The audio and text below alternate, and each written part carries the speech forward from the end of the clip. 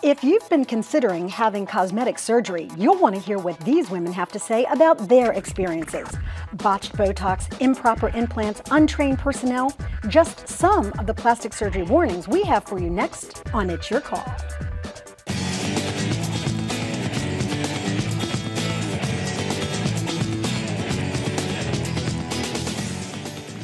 It seems like everyone wants to look their best these days, from regular people on the street to celebrities on the big screen. And a lot of people are turning to cosmetic surgery to do just that. But what should you know before you go under the knife or the needle? We're going to tell you right now. Hello everyone, it's good to have you with us. I'm Lynn Doyle. You know, recent statistics are showing that anywhere from 35 to 40% of all Americans have had some kind of cosmetic surgery. Now that might include breast augmentation, Botox injections, even butt lifts are being performed at a record pace these days.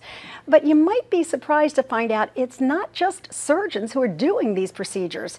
And the results, well, they're not always pretty. In just a moment, you're going to meet two women who will share their stories of botched procedures, and you'll hear how the decisions they made regarding cosmetic surgery continue to affect their lives today. First, though, we are joined by an old friend of the show. Remember Dr. Stephen Davis? He's a board-certified plastic surgeon and a pioneer in the field of plastic surgery. He treats patients from throughout the country and internationally from his practice, which is located in Cherry Hill, New Jersey. Dr. Davis, good to have you back with us. It's great to be here. Tell me how popular plastic surgery has become. Oh my God, it's going in leaps and bounds for so many different reasons, and I think the number one thing that most people really think about is that it can be done so easily now with minimal downtime that people are really almost dabbling in trying to get a lot of these procedures done. Now, when we use the term plastic surgery or cosmetic surgery, does that include everything that happens in a hospital under anesthesia, or does it now incorporate all kinds of procedures? Great question. That's exactly what it doesn't incorporate, because what used to be considered plastic surgery was you would come into the doctor's office, he would see you, and then he would take you to a surgical facility and actually do it under some anesthesia and things like that. But because the procedures have gotten so much easier to be performed, we have a lot of extra people that are like paramedical people, and some people that really aren't even in the medical field at all, that really decide that they can do some of these minimally invasive, or in some cases very invasive type of procedures.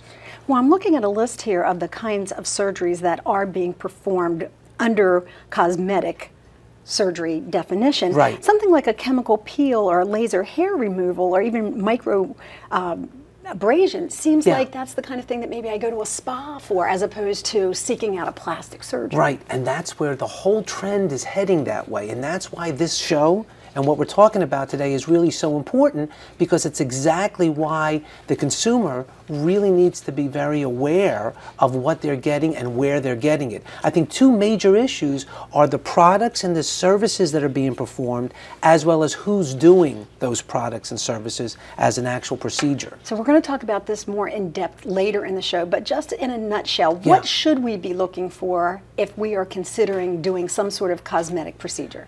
You want to go to someone who really does this for a living and really has a track record of having done these procedures before. You may want to ask to talk to other patients that he's treated to see how they came out, and really don't assume that any of these things are so minimally invasive. All right, as I said, we're going to tell you more later in the show about specifics that you should be looking for, but I do want you to meet my next guest, because they have learned the hard way how to make these decisions. Nicole went to two non-doctors for buttock injections that ended badly. Now, she does want to share her story as a cautionary tale, but she's also protecting her privacy, and we're respecting her for doing that. Thank you, Nicole, for being here. Also with us is Dina Widow. She wanted to save some money on a cosmetic procedure and ended up spending twice as much because it took her face nearly a year to recover. You may know her. She's a radio personality on clubzone.fm. And Dina, I want to thank you for being here as well. I want to start with you, because you look gorgeous. You look beautiful. So much. Thank you. But you said it's taken more than a year for you to get back to normal. It was a year in October. About a year ago, some woman that I had met out through work, she had approached me and said that, you know, she does these Botox parties and that she was a certified plastic surgeon. surgeon's assistant, I'm sorry. So I, immediately thought, okay, I can get the same procedure done for half the price. And she said, I get everything from my work, from the actual plastic surgeon. I assist him, so I know exactly what I'm doing. Can I ask right away why you felt you needed Botox? Well, okay, I don't get it for any wrinkles or anything. I don't have the wrinkles yet. However, I get eczema on my eyelids. And for years, I used hydrocortisone on my eyelids, not knowing that it thins your lid. That thinning my lid, I had this excess skin that would come down. So when I went to Dr. Davis, he had injected the Botox to hold that up. Now, when I went to this this woman to do it, she over-injected, and she gave me too much. Now, if you give too much, you freeze the wrong muscles, and I actually had my eyes, instead of going up, they were now frozen down, and my face looked very similar to having Bell's palsy.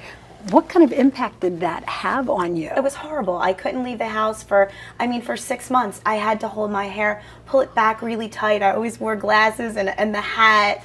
And then on top of it, it was the first time I ever did lip injection. I never did a lip or right here for the frown line. She was like, oh, just try it. It was this thing called Restylane, which is a filler. Put it in here, and I ended up having 2 bumps here, almost like a Q-tip, like popping out. And then my lip was it was big on the one side. Yeah, we're looking at crazy. Look at that picture. I look awful. Oh, it's definitely something to think about when you're making that decision. When you see what can go wrong, and when it goes right, it's perfect. But that didn't happen in your case. Nicole, I want to ask you about your experience as well, because you actually were at the other end of the spectrum, for a better way to put it. So to speak. Tell us what your procedure was and what happened to you. My procedure was butt injections. Instead of doing butt implants, it was something new. A couple of my friends had it done, and it looked great on them. So I decided to go. I got it done. It's extremely painful. Extremely painful.